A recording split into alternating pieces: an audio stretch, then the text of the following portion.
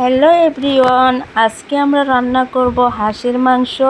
তো হাঁসের মাংস রান্না করার জন্য এখানে আমি সরষের তেলটা গরম হতে দিয়েছি।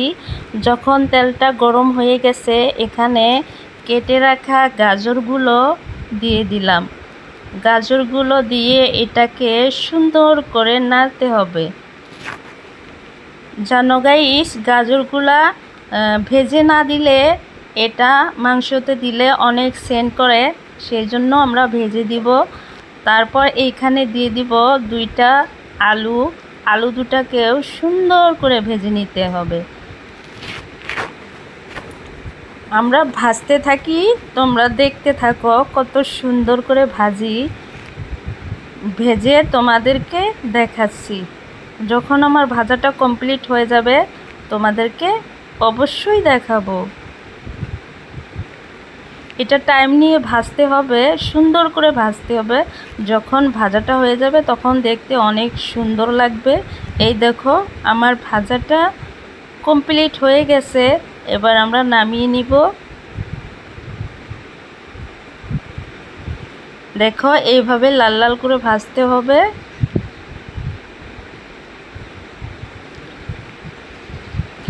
আর তোমরা কারা কিভাবে হাঁসের মাংস খাও আমাকে কমেন্টে জানিয়ে দিবে।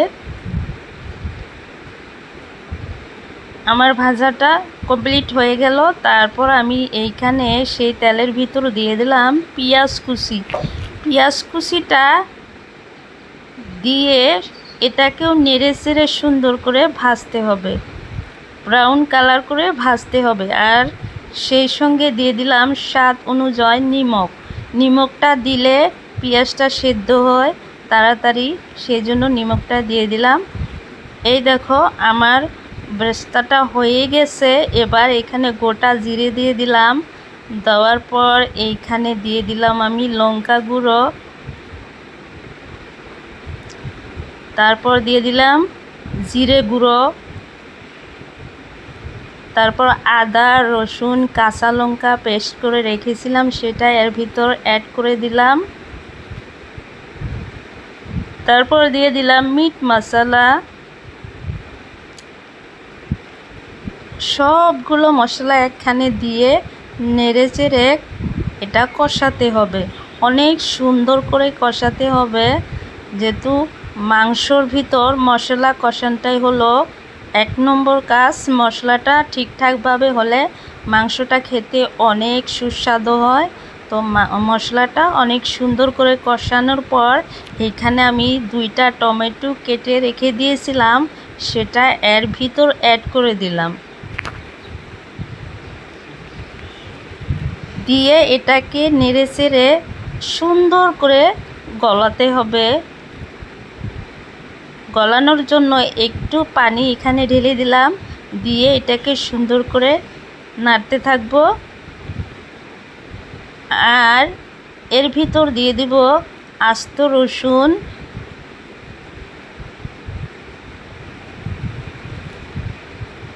গোটা রসুনগুলো দেওয়ার পর আরও কিছুক্ষণ আমরা নেড়ে চেড়ে এটাকে মিশিয়ে নিব যাতে আমার টমেটোটা গলে যায়। তারপর টমেটোটা হওয়ার পর আমরা এখানে দিয়ে দিলাম মাংসগুলো। জানো গাইস, হাঁসের মাংসতে অনেক চর্বি থাকে, সেই জন্য হাঁসের মাংসর সঙ্গে 1-2টা সবজি দিলে অনেক মজা লাগে খেতে। তাই আমরা এখানে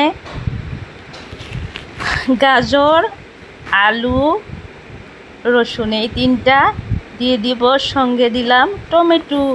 তো তোমরা কারা কিভাবে খাও আমাদেরকে কমেন্টে জানিয়ে দিবে। আমরা এবার মাংসগুলো অনেক সুন্দর করে কষাতে থাকবো।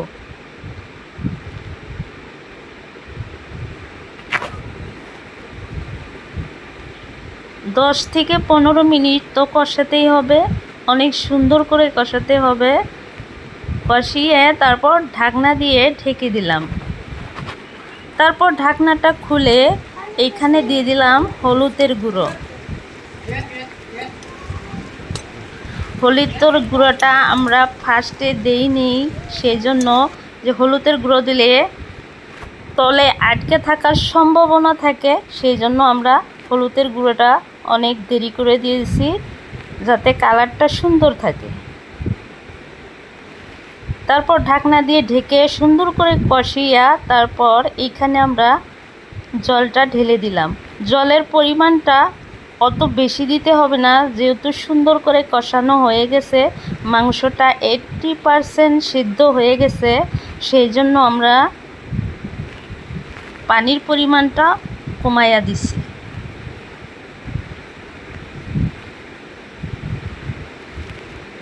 দেখো গাইস, আমাদের পানিটা দেওয়ার পর কত সুন্দর হয়েছে কালারটা।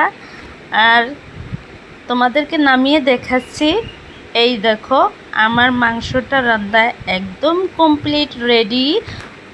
অনেক সুন্দর কালার গাইস, খেতে অনেক মজা, অনেক সুস্বাদু হয়েছে। আর তোমরা আমাদেরকে লাইক, কমেন্ট, শেয়ার, সাবস্ক্রাইবটা করে যাবে। Bye bye.